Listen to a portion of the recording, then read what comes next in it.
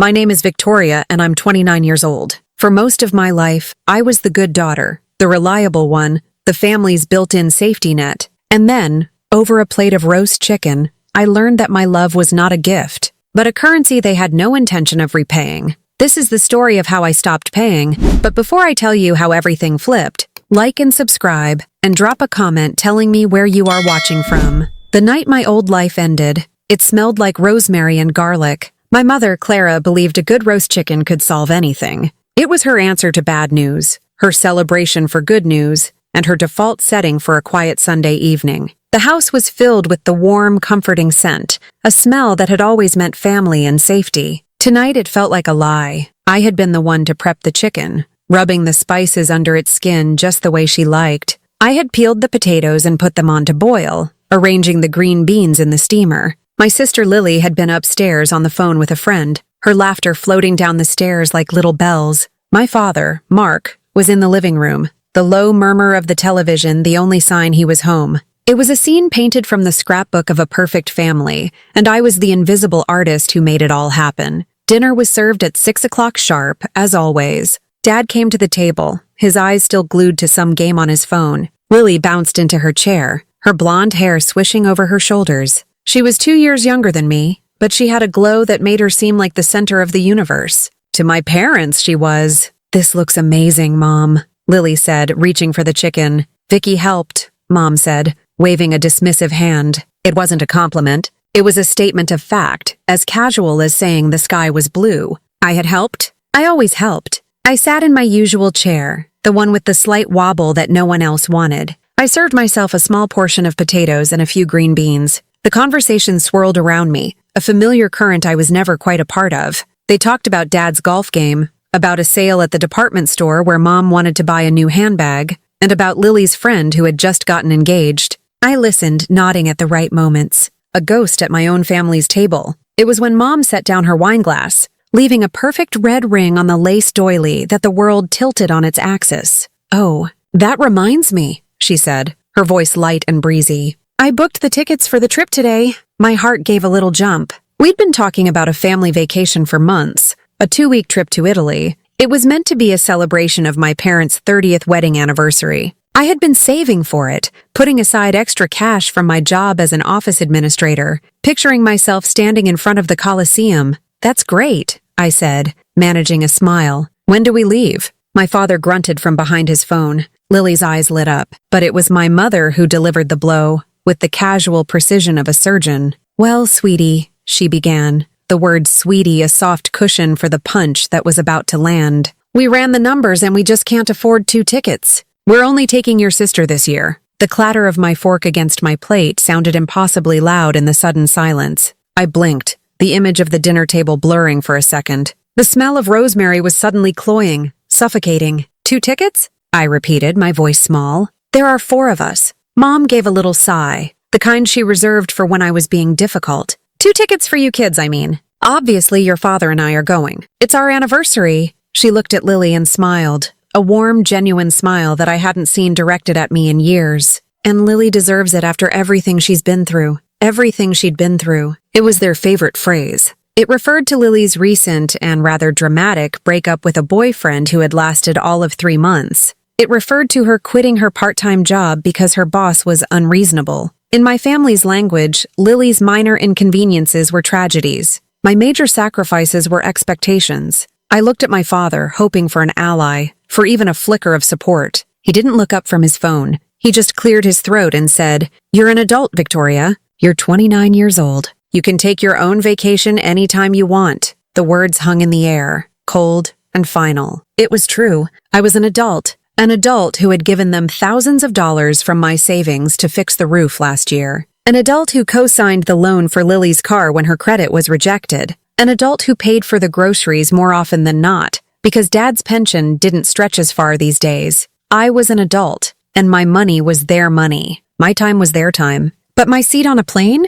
That was my own responsibility. They went back to their conversation as if I had said nothing. They talked about luggage, about the direct flight Mom had managed to find, and about how excited they were to see the Amalfi Coast. Each word was a tiny shard of glass embedding itself in my chest. Then Lily, my little sister, looked at me across the table. There was no malice in her eyes, only a thoughtless, casual cruelty. She grinned, a perfect, dazzling smile. "Don't worry, Vicky," she said, twirling her fork in her mashed potatoes. "I'll send pictures." My father chuckled. My mother smiled fondly at her, and in that moment something inside me broke. It wasn't a loud, shattering noise. It was a quiet, clean snap, like a thread that had been pulled taut for too long, finally giving way. For my entire life, I had been trying to earn my place at this table. I had worked harder, given more, and sacrificed pieces of myself to fit into the puzzle of this family. I bought the expensive birthday gifts, remembered the anniversaries, and mediated the arguments.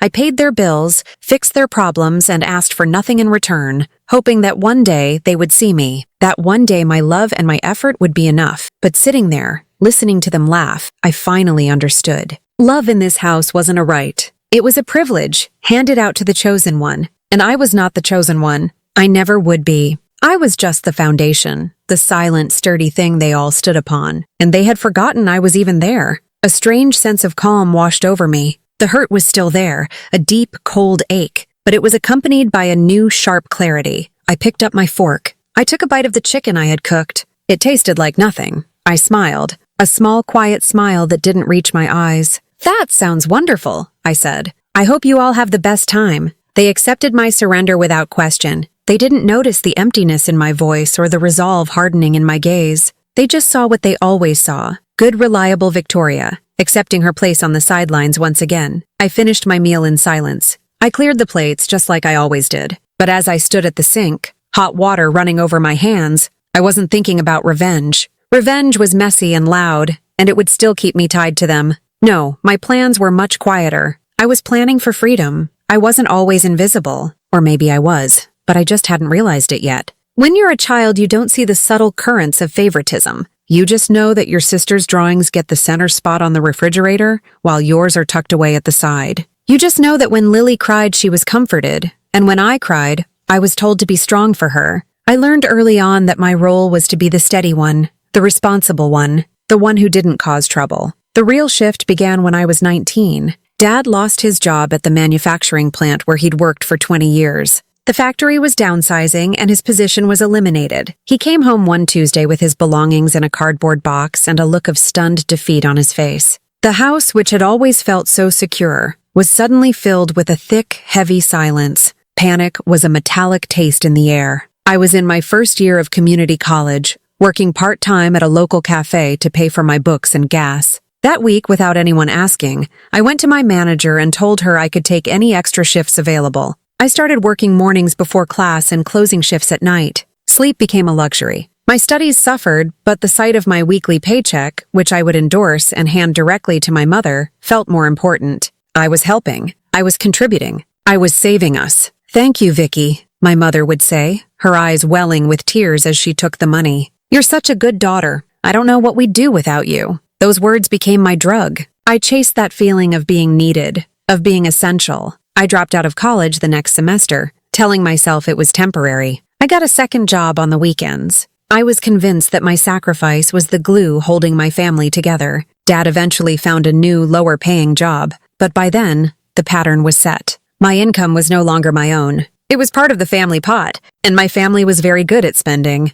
When I was 22, my mother decided she wanted to refinance the mortgage to pay off some credit card debt they'd accumulated. The bank told them they didn't have enough equity. But, the loan officer had suggested, a cash payment of around $8,000 would solve the problem. That night, my mother sat me down at the kitchen table, the same table where I would later be uninvited from my own family vacation. "I know it's a lot to ask," she'd said, her hands twisting a napkin, "but it would be such a help. It's just temporary, of course. Once we get the new rate, we'll be able to pay you back within a year. I promise." I had exactly $8,421 in my savings account. It was every dollar I had managed to squirrel away over 3 years. It was my dream of going back to school. It was my escape hatch. I looked at her worried face, at the stress lines around her eyes, and I thought about the house I grew up in. I thought about being the good daughter. "Okay, Mom," I said, my voice barely a whisper. I transferred the money the next morning. They never paid me back. When I brought it up a year later, my father got defensive. "Don't you think we would if we could, Victoria?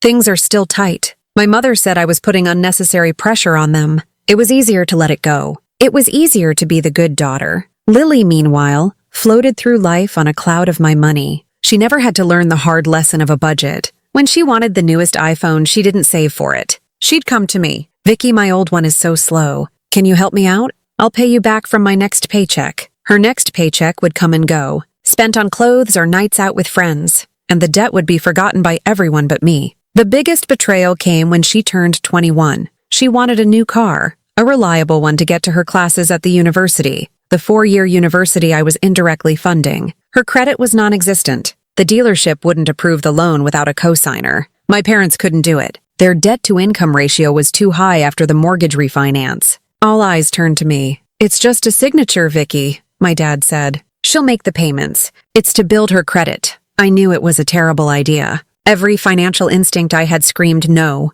Co-signing a loan for someone with no history of financial responsibility was foolish. I tried to refuse. "I don't know, Dad. It's a big risk." That was the first time I saw the switch flip. The warm, appreciative family disappeared, replaced by something cold and hard. "Selfish," my mother had muttered under her breath, just loud enough for me to hear. "After everything we've done for you, you can't do this one thing for your sister." What had they done for me? They had given me a roof over my head, yes, but it was a roof I was now helping to pay for. They had fed me, but I was now buying the groceries. They had clothed me, but I hadn't bought myself a new coat in 3 winters. The accusation stung, sharp and unfair. Guilt, their most effective weapon, flooded my system. I was being selfish. My sister needed me. I signed the papers. For the first 6 months, Lily made the payments. Then she missed one. I got a call from the bank. I spoke to Lily, who promised she'd just forgotten and would catch up. The next month, she missed another. Soon, the payments were coming directly out of my account every month to keep my own credit from being destroyed.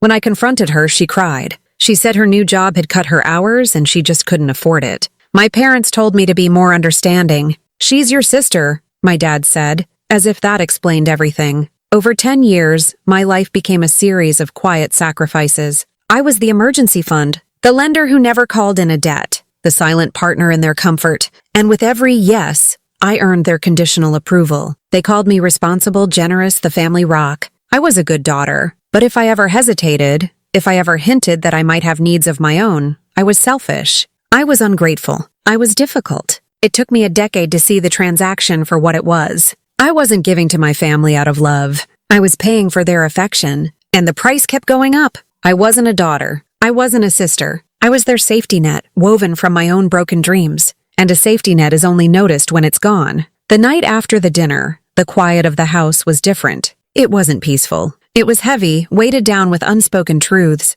The leftover roast chicken sat in the fridge, but the thought of it made my stomach churn. My parents and Lily were in the living room watching a movie. Their laughter, muffled through the walls, sounded foreign and distant, like it was coming from a stranger's home. I sat on the worn couch in my small bedroom, a space that felt more like a dorm room than a part of a family home. Around me were the artifacts of a life on hold, stacks of books I meant to read, a secondhand laptop, bills neatly piled on my desk, my own bills, car insurance, my phone bill, the student loan payments I was still making for the 2 semesters of college I'd managed to complete. My phone felt cold in my hand. I opened my banking app, my thumb hovering over the screen. I didn't know what I was looking for, but I felt a magnetic pull toward the truth, no matter how ugly. I navigated to my transaction history. I set the date range to 10 years ago and hit enter. The screen refreshed and a list began to populate. It scrolled on, a digital river of my own financial. Bleeding October 2015. Transfer. To Mom, 508 reason. Leaky roof. January 2016. Transfer. To Lily, $300. Reason. College textbooks. March 2017. Credit card payment. Sovereign 200, my dad's card. He'd sworn it was a one-time emergency. I kept scrolling. My thumb began to ache. Each line item was a memory, a small surrender. There was the $8,000 for the mortgage, a stark, glaring number. There were the monthly car payments for Lily's loan, an unrelenting rhythm of $350, over and over again. There were hundreds of smaller transactions. $100 for groceries, $50 for Dad's prescription copay, $200 for the family cell phone plan that was in my name, because my credit was the only one good enough to get it without a deposit. The numbers blurred together, a long, painful story of my 20s. It was a decade of my life, quantified in dollars and cents. A decade where I had traded my future for their present. I saw the deposits from my paychecks, steady and reliable. And then I saw the withdrawals, a constant draining outflow that always left me hovering just above zero. I connected my laptop to my old printer, the one I'd bought for Lily when she was in high school. The machine whirred to life, spitting out page after page of my bank statements. The pile grew on the floor next to me. It felt like I was printing out my own ghost. When the printer finally fell silent, I sat on the floor with the stack of papers. With a pen and a calculator, I began to add. I worked methodically, my hand steady. This wasn't an act of anger. It was an audit of my life. I circled every transfer to my parents, every payment made on Lily's behalf, every bill I had covered for the household that was not my own. The numbers climbed. 10,000, 30,000, 70,000. The air in the room grew thin. My breathing was shallow. I felt a cold knot of nausea tightening in my stomach. This was the money I could have used for a down payment on a small condo. This was the money that could have finished my degree, allowing me to get a better job. This was the money that could have been my own vacation to Italy or anywhere else I wanted to go. This was the price of being the good daughter. When I finally wrote down the grand total, I stared at the number until it was burned into my memory. $112,419, $112,419. I leaned back against my bed. The papers spread around me like fallen leaves. That number wasn't just money. It was 10 years of my life. 10 years of saying yes when I should have said no. 10 years of believing their empty promises of, we'll pay you back. It was the physical proof of my own invisibility. They hadn't stolen it from me in one grand heist. They had bled it from me, drop by drop, day by day, calling it love, calling it family, calling it my duty. I thought of my father's words at dinner. You're an adult, Victoria. You can take your own vacation. They had made sure of it. They had taken my wings and then told me I was free to fly. The hypocrisy was so profound it was almost absurd. I didn't cry. The time for tears was over. My grief had been replaced by a cold, hard resolve. I stood up and found an old, expandable folder in the back of my closet. I began to organize the papers. First, the bank statements, highlighted and dated. Then, I went through my email and printed out every message where I'd agreed to send money. I found the loan agreement I had co-signed for Lily's car. I even found the receipts for the major appliances in the house, the new refrigerator we bought 2 years ago, the washer and dryer, the 65-inch television in the living room. All of them had been purchased with my credit card, another temporary expense they had never repaid. I placed every single piece of paper into the folder. On the front, I took a black marker and wrote one word in clear, bold letters: reality. That folder was more than just a collection of documents. It was my resignation letter. It was my closing argument in a case I had been losing my entire life. It was my armor, because I knew them. I knew that when I finally walked away, they would paint me as the villain. They would call me ungrateful, selfish, a monster who had abandoned her family. But this folder held the truth. It was proof that I hadn't abandoned them. I had funded them, and my service was officially over. I had paid for my family in full, and now I was finally going to pay myself. They left on a Wednesday morning. The air was crisp with the promise of autumn, and the sky was a brilliant, cloudless blue. It was the kind of perfect day that made you want to start something new. For them, it was a vacation. For me, it was a revolution. I stood at the kitchen window, sipping my coffee, and watched them load the car. There were 3 large suitcases, a garish floral tote bag my mother loved, and a palpable sense of excitement that vibrated off them in waves. My father directed the loading of the trunk with military precision. Lily chattered endlessly about the things she planned to buy. My mother buzzed around them, doing a final check of her purse, her sunglasses perched on her head. They were so caught up in their adventure that they barely noticed me. I was just part of the scenery, the quiet fixture in the house they were so eager to leave behind. All right, we're off, my mom called out as she came back inside for a moment. She gave me a quick, distracted hug that felt more like a brush-off. Keep the houseplants alive, sweetie. And don't forget to bring in the mail. Don't touch my room, Lily added from the doorway, wagging a finger at me playfully, as if I had any interest in her sanctuary of fast fashion and half-empty makeup palettes. I won't, I said, my voice even and calm. I met her eyes for a moment, and for a split second, I wondered if she saw anything different in me. But she just smiled, her mind already 3,000 miles away, somewhere over the Atlantic. Have a safe flight, I said to them all. It was the last thing I would say to them in that house. I watched as the car backed out of the driveway. They laughed and waved, and I raised a hand in a final quiet goodbye. They thought they were leaving me behind for 2 weeks.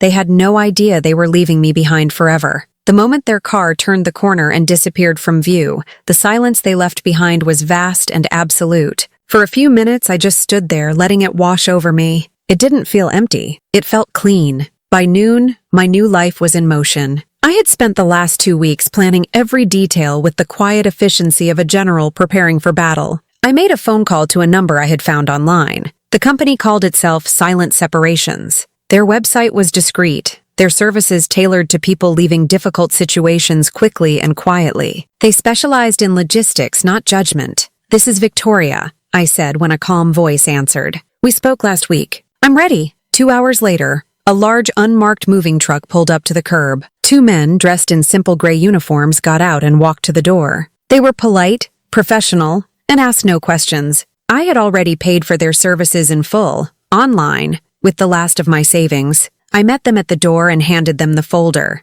the one labeled Reality. "Everything I'm taking is backed up by a receipt in this folder," I explained, my voice steady. "The items are all mine. I purchased them. My name is on the paperwork." The older of the 2 men, whose name was Dave, opened the folder and glanced through the first few pages. He nodded slowly, a look of understanding on his face. He had seen this before. He closed the folder and handed it back to me. "You just point, ma'am," he said. "We'll do the rest." And so it began. They moved with a quiet, methodical grace. The first thing to go was the 65-inch television from the living room, then the couch and the armchairs, the coffee table I had assembled myself. Piece by piece, the life I had subsidized was dismantled and carried out my front door. We moved through the house, room by room. From the kitchen, they took the new refrigerator, the microwave, and the expensive coffee machine I'd bought my mother for Christmas. From the laundry room, they took the washer and dryer set I was still making payments on. I left their old, worn-out furniture. I only took what was mine,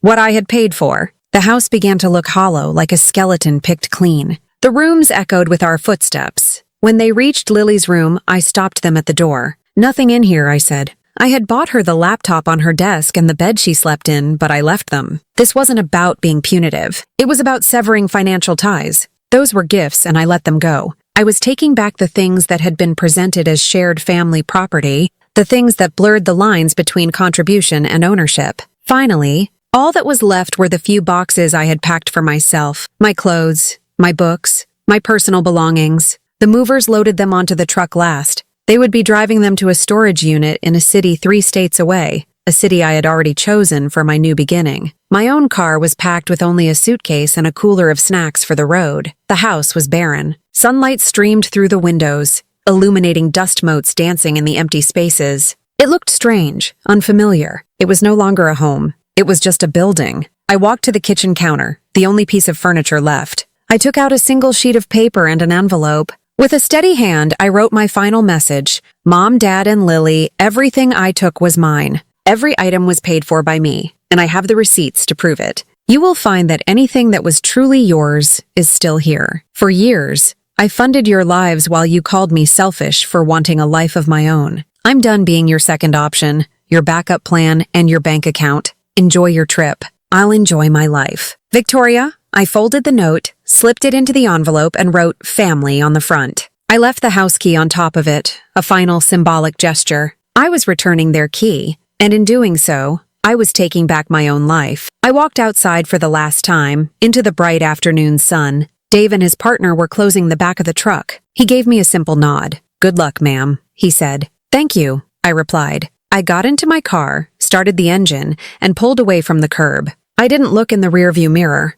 I didn't look back. There was nothing left for me there. The first 3 days of my new life were spent on the road. I drove through rolling hills and sprawling flatlands, through crowded cities and empty highways. With each mile, I put between me and that hollowed-out house. A layer of weight I hadn't even realized I was carrying began to peel away. I listened to music I hadn't heard in years. I ate at greasy roadside diners and slept in cheap, anonymous motels. For the first time, I felt the exhilarating, terrifying thrill of being completely and utterly on my own. I arrived in a small mountain town where the air was thin and clean, and the sky seemed impossibly large. I had rented a small furnished cabin online, sight unseen. It was tiny, with just a bedroom, a small kitchen, and a living area with a stone fireplace. But as I stood in the doorway, smelling the faint scent of pine and wood smoke, I knew it was perfect. It was mine. The silence here wasn't heavy or oppressive. It was peaceful, filled with the gentle sounds of the wind in the trees.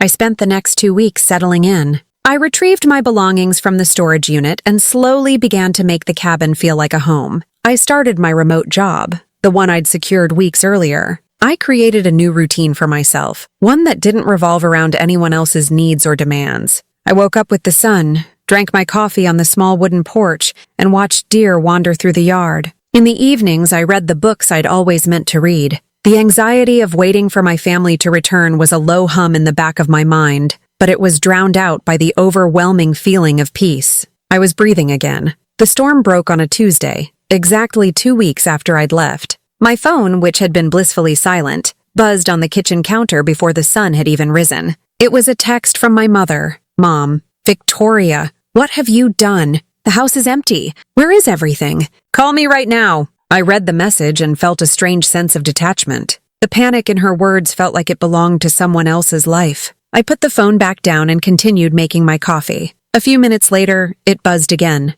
This time it was my father. His message was blunt and threatening. "Dad, this is theft. We are on our way to the police station. You have 1 hour to call us and explain yourself before we file a report." Then came the message from Lily, laced with the dramatic flair I knew so well. "Lily, I can't believe you. You ruined our home! Mom is having a breakdown. How could you be so cruel?" The texts kept coming, a barrage of anger, confusion, and accusations. They called me a thief, a monster, an ungrateful child. Each message was a confirmation that I had done the right thing. They weren't sad that I was gone. They were furious that their things were gone. Their comfort had been disrupted, their easy life dismantled. That was my crime. I didn't reply. The note I left had said everything that needed to be said. The truth doesn't need a defense. I turned my phone on silent, put it in a drawer, and went for a walk in the cool morning air. By the afternoon, I knew I had to face the legal threat. With a deep breath, I called the lawyer I had consulted 2 weeks prior. He was a specialist in domestic and financial disputes, and I had paid him a retainer fee for this exact moment. "Hello, Victoria," he said, his voice calm and professional. "I take it they're home." "They are," I said, my heart pounding a little faster. "They're threatening to file a police report for theft." "They already did," he replied calmly. "I received a call from a Detective Miller about an hour ago. He was enthusiastic." My stomach dropped. And, the lawyer continued, a hint of amusement in his voice. "I emailed him the scanned copies of the receipts and bank statements you provided me, the ones from your folder, the ones with your name on every single purchase. I explained that you simply reclaimed your own property, which you were legally entitled to do." I held my breath, waiting. There was a long pause on the other end of the line, the lawyer said. Then the detective informed me that this was a civil matter, not a criminal one, and that the case was closed. Case closed. The words echoed in the quiet of my little cabin. A wave of relief so powerful it made my knees weak washed over me. I sank into a chair, the phone still pressed to my ear. And then, a sound I hadn't heard from myself in a long time bubbled up from my chest. It started as a shaky exhale, then turned into a quiet, disbelieving chuckle. Then it grew into full, unrestrained laughter. I laughed until tears streamed down my face, but they weren't tears of sadness or anger. They were tears of pure, unadulterated release. It was the feeling of finally being able to breathe after holding your breath for a decade underwater. The weight wasn't just lifted, it was gone, vanished. The threats were empty. The power they held over me was an illusion, one that I had helped maintain. And now I had shattered it. In my small mountain cabin, miles away from the mess I had left behind, I laughed. And for the first time in my life, the sound was entirely my own. It was the sound of freedom. 3 days passed after the lawyer's phone call. 3 days of profound, undisturbed quiet. The initial, explosive relief had settled into a deep, steady calm. The constant threat I had lived under for a decade, the threat of their disapproval, their anger, their disappointment, had been revealed as nothing more than noise. Their power was gone because I had taken it back. I was beginning to learn the rhythms of my new life. I knew how the morning sun hit the porch. I knew the specific call of the blue jay in the pine tree outside my window, and I knew the simple, grounding pleasure of making a pot of coffee that was entirely for me. I was sitting on that porch, my laptop open but ignored, a half-empty mug steaming beside me when my phone buzzed. I had taken it out of the drawer but kept it on silent, a tool I now controlled rather than the other way around. I glanced at the screen. It was Lily. My first instinct was to ignore it, to let it go to voicemail, to delete the notification, to pretend it never happened. What more was there to say? The legal battle was over. The financial ties were severed. But something made me hesitate. It was a faint whisper of the sister I once thought I had, the little girl whose hair I used to braid. It was a morbid curiosity to hear what came after the anger. Did they have a new strategy? A new angle of attack? I decided to answer, not out of obligation, but out of a clinical desire for data. I needed to know if this chapter was truly over. I let it ring 3 more times, took a slow, calming breath of the cool mountain air, and then I answered, placing the phone on the table and putting it on speaker. I didn't want it close to my ear. I didn't want her voice inside my head. "Hello?" I said, my voice neutral. For a moment, there was only the sound of her shaky breathing. Then Vicky? Her voice was nothing like it had been in the texts. The righteous fury was gone, replaced by something thin and trembling. It was the voice she used as a child when she wanted something, the one that had always worked on our parents. It no longer worked on me. "It's Victoria," I said, my tone still even. "What do you want, Lily?" "We came home to nothing," she whispered, as if I didn't already know. "The house it's empty. Mom's been crying for days. She won't come out of her bedroom. Dad is just sitting in the empty living room, staring at the wall." "You did this." The accusation was there, but it was limp, exhausted. She was reciting a script, trying to activate the guilt that had been my primary programming for 29 years. But the code had been rewritten. "I left what was yours," I said softly, repeating the simple truth. "And I took what was mine." I looked out at the vast expanse of green trees before me, a landscape that held no judgment. But the couch? "The TV? The refrigerator?" she cried, her voice cracking.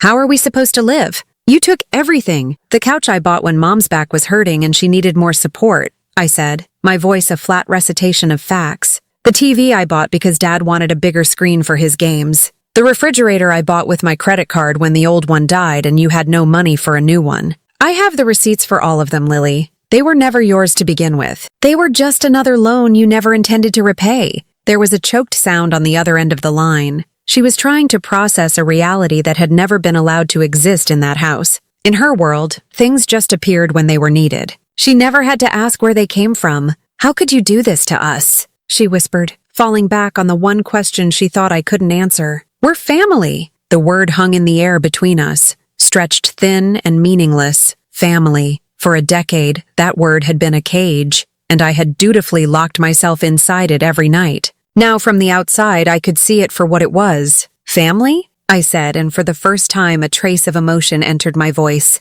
Not anger, but a cold, hard clarity. "Let me tell you what family isn't, Lily. Family doesn't watch one child work herself to the bone so the other can live a carefree life. Family doesn't drain their daughter's savings account and then call her selfish for wanting to build a future of her own. Family doesn't offer love and support as a reward for financial compliance. You didn't treat me like family, you treated me like an ATM, and you're angry because it's finally out of cash." The silence that followed was heavy and absolute. I had taken her word, her final weapon, and I had dismantled it piece by piece. She had nothing left to fight with. All the usual tactics, the tears, the guilt, the accusations, had slid right off me. Then, in the smallest voice I had ever heard from her, a voice stripped of all its usual confidence, she asked the real question. The one that lay buried beneath all the anger about the furniture. "Do you hate me?" I thought about it for a moment. I searched myself for that feeling. I thought of the missed payments, the broken promises, the casual cruelty of that last dinner. I felt the ache of years of being overlooked. But hate? Hate was a fire. It required energy, passion, engagement. What I felt for her was nothing. It was a quiet, empty space. The part of me that had been reserved for my sister was as hollowed out as the house I had left behind. "No," I said finally, and it was the honest truth. "I don't hate you, Lily." I could hear her exhale, a small gasp of what might have been relief. But I wasn't finished. "I just stopped financing you." I ended the call. I didn't slam the phone down. I simply pressed the red icon on the screen. I picked up my coffee mug, took a sip of the now lukewarm coffee, and turned my attention back to the mountains. There was no anger. There were no tears. There was just peace. A vast, quiet, and unshakable peace. The last thread had been cut. The following week, my new life continued to take shape. The call with Lily had been a final, necessary amputation. The phantom limb of my old life still ached occasionally. A flicker of guilt when I bought a new sweater. A moment of loneliness in the evenings. But the feeling was fading, replaced by a growing sense of wholeness I had never known. I was learning to enjoy the sound of my own thoughts, to trust my own instincts, to be my own companion. My mail was being forwarded from my old address to a P.O. box I had set up in town. One afternoon, while sorting through the usual junk mail and a few bills, I saw it. A plain white envelope addressed to me in my father's angry, slanted handwriting. My stomach gave a familiar, reflexive clench, the conditioned response of a daughter who had spent her life bracing for her father's disapproval. But then the feeling passed, as quickly as it had come. I was no longer that daughter. I took the letter back to my cabin, sat down at my small kitchen table, and opened it, not with dread, but with a detached curiosity. I was no longer a participant in this drama. I was an audience member watching the final act. The letter was short, as I knew it would be. My father was not a man of many words, especially when it came to his emotions. His primary language was anger, and he was fluent in it. "Victoria, I don't know what you think you've accomplished with this stunt, but you have made the biggest mistake of your life. You have thrown away your family for a pile of furniture. We gave you everything, and you have repaid us with this disgusting, selfish act of betrayal. Your mother is sick with grief over what you've done. Do not expect us to come crawling to you. Do not expect our help when your new life falls apart, because it will. You are not as strong as you think you are. You have made your choice, and now you will have to live with it. You'll regret this when you're alone. We were the only ones who ever truly cared about you, and you threw it all away. Mark, he didn't even sign it, Dad." It was a formal, cold dismissal, a final verdict from the judge who had presided over my life. I read the letter twice, letting the words wash over me. The old me would have been devastated. The old me would have cried, would have felt the crushing weight of his condemnation, would have believed every toxic word. The old me would have seen this letter as proof of my own failure. But the woman reading this letter now saw something else entirely. She saw a desperate last-ditch attempt at control. He was trying to use his most trusted weapon, fear. The fear of being alone. For my entire life, that had been the unspoken threat. Be good or you'll be alone. Do what we ask or you'll be alone. Don't upset us or you'll be alone. I looked up from the letter and out the window. A gentle rain had started to fall, tapping softly against the roof. The trees outside were a deep, vibrant green, alive and breathing. Inside, my cabin was warm and safe. It was filled with my books, my music, my peace. And I realized the profound irony of his words. I had never been more alone than when I was living in that house, surrounded by the three of them. I was alone at the dinner table while they talked around me. I was alone on my birthdays when they gave me cash and a card while Lily got thoughtful, expensive gifts. I was alone late at night, worrying about the bills I was paying for them. That house wasn't a home. It was a crowded, noisy island of isolation. My loneliness there was a constant, aching presence. Here in my cabin, I was in solitude, but I was not alone. For the first time, I was with myself. I was getting to know the person who had been buried under years of obligation and sacrifice. I was learning what she liked, what she dreamed of, what made her laugh. I was finally my own companion, and I was discovering that I was pretty good company. A slow smile spread across my face. It wasn't a smile of triumph or revenge. It was a smile of pure, unadulterated freedom. He thought loneliness was my punishment. He had no idea it was my reward. I folded the letter neatly and placed it back in the envelope. I didn't tear it up. It felt important somehow. It was the last piece of evidence. It was the closing statement from their side of the argument, and it proved my entire case. It was the final, undeniable proof that I had made the right choice. Their love was conditional, their care was a transaction, and their family was a prison. And I, for the first time in my life, wasn't alone. I was free. My new life began quietly. It wasn't a sudden cinematic transformation, but a slow, gentle unfurling, like a fern in the spring. The first few months were about establishing new rhythms, new routines that were built around my own needs, not the needs of others. The seasons changed outside my window, the vibrant greens of summer slowly giving way to the fiery oranges and deep reds of autumn. And with each passing day, I felt myself changing too. The centerpiece of my new life was my morning coffee. Back in my old life, mornings were a frantic rush of making sure everyone else was taken care of, making sure Dad had his coffee just right, that Lily had a clean work shirt, that the dishwasher was unloaded before Mom came downstairs.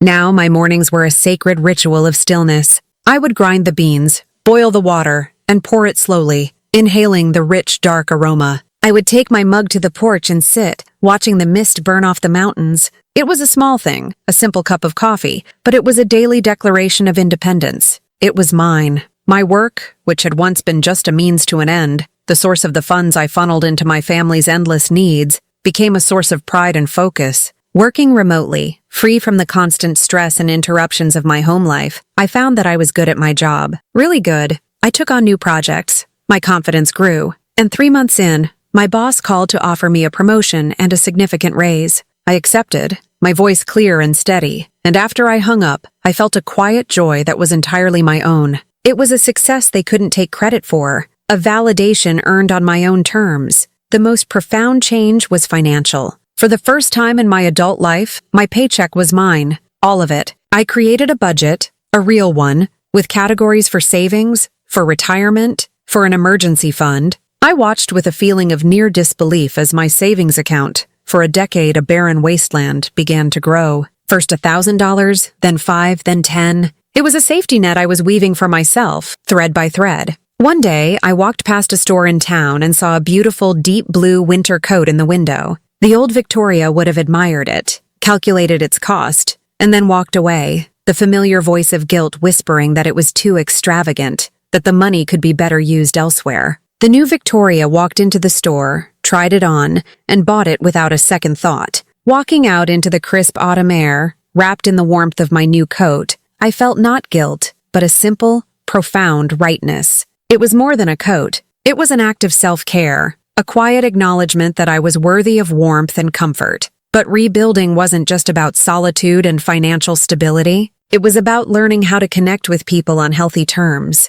Loneliness did occasionally creep in, a quiet echo in the stillness of the evenings. I knew I couldn't live on my mountain forever without human connection, so I took small tentative steps. I started visiting the local farmers market every Saturday, making small talk with the vendors. I joined the town library and struck up a conversation with the librarian over a shared love for mystery novels. My biggest step was joining a local hiking group that met on Sunday mornings. The first time I went, I was nervous. My social muscles atrophied from years of disuse. But the people were kind and welcoming. They were a mix of ages and backgrounds, all drawn together by a love for the mountains. They didn't ask about my family or my past. They talked about trails, about wildlife, about the simple joy of being outdoors. One of my fellow hikers was a woman named Sarah, a retired teacher with a kind smile and wise eyes. We fell into an easy rhythm, often walking together. One day, she asked me a casual question about my plans for the upcoming holidays. A jolt of panic went through me. I don't really have any plans, I stammered. My family. We're not in touch. I braced myself for the pity, the awkward questions. Instead, Sarah just nodded. Sometimes the family you choose is more important than the family you're born into, she said simply. Well, a few of us from the group who don't have local family get together for a potluck. You're more than welcome if you'd like. Her casual acceptance, her respect for my unspoken boundaries, was a revelation. There was no judgment, no pressure, just a simple, kind invitation. It was a type of interaction I had never experienced before. I started to understand that peace wasn't just the absence of my family's drama. Peace was the presence of respect. It was the presence of boundaries. It was the presence of people who saw me as a person, not a resource. As winter approached and the first snow began to dust the peaks of the mountains, I looked around my small, warm cabin, a place that had become my sanctuary, my home. I thought about the simple, quiet life I was building, brick by brick. It turns out, peace isn't given to you.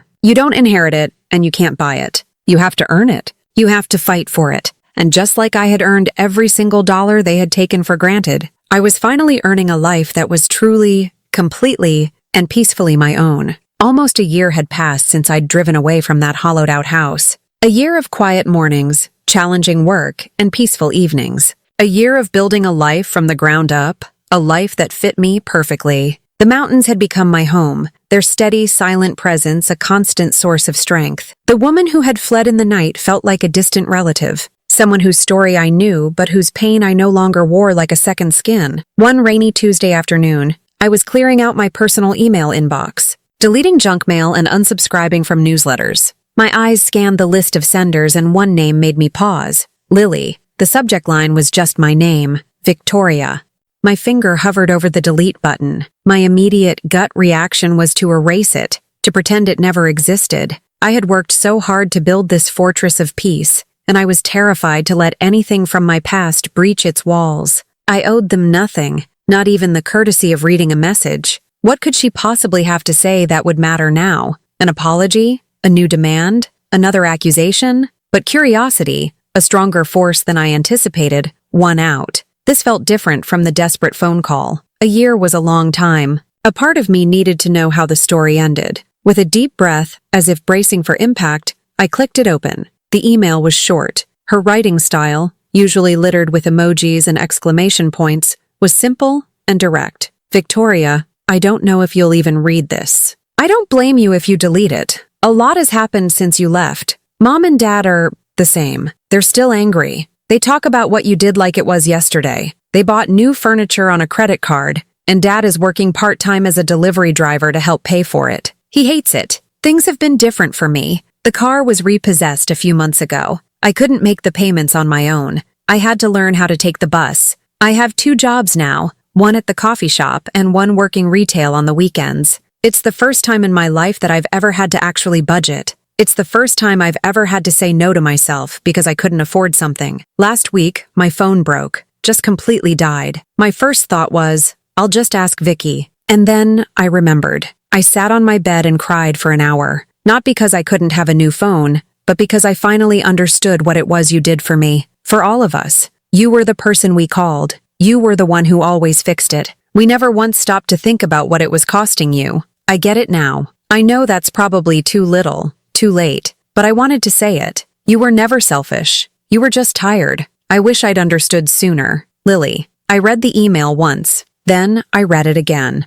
The words didn't trigger the anger or pain I had expected. There was no triumphant surge of, I told you so. Instead, I felt a quiet, distant sadness. A sadness for the sister she could have been, for the family we might have had if things had been different. She wasn't asking for forgiveness. She wasn't asking for money. She was just telling me. She was bearing witness to a truth she had finally been forced to see. The old me, the caretaker, the fixer, would have replied immediately. She would have offered words of comfort, told Lily it was okay, maybe even offered to help. Her pain would have been a call to action I was conditioned to answer, but I was no longer that person. I sat there for a long time, watching the rain streak down the window pane. Her understanding was a gift, but it was a gift I no longer needed. My peace was no longer contingent on her validation. My reality didn't require her signature for approval. I had already approved it myself. To reply would be to reopen a door I had fought so hard to close. It would be an invitation for more conversation, more entanglement, and I had finally, blessedly, untangled myself. My healing didn't require me to participate in her newfound awareness. My forgiveness didn't need an audience. With a quiet click, I moved the email to a folder I named Archive. I didn't delete it, but I didn't leave it in my inbox either. It was a part of the story, a final chapter, but not one that required a response. I stood up and walked to the kitchen to make tea. A small, genuine smile touched my lips. I forgave her. In the quiet of my own heart, I forgave her. Not for her, but for me. It was a silent, personal act of letting go, the final cinder of resentment turning to ash. It was a forgiveness she would never hear about, just as my pain had been a sacrifice she had never seen. And that felt perfectly, peacefully, balanced. If you've ever been the forgotten child, the one who gave until there was nothing left, hear me clearly. You don't owe anyone your peace just because they share your blood. You can walk away without slamming the door. You can leave everything behind and still come out whole. Because sometimes the quietest revenge isn't anger or shouting. It's finally living a life they can't take credit for. If you've ever been told to stay silent, to settle for less, or to keep paying your way into love, this story is for you. Hit like if you've ever been underestimated. Subscribe for more stories where silence becomes strength. And tell me in the comments, would you have left or stayed?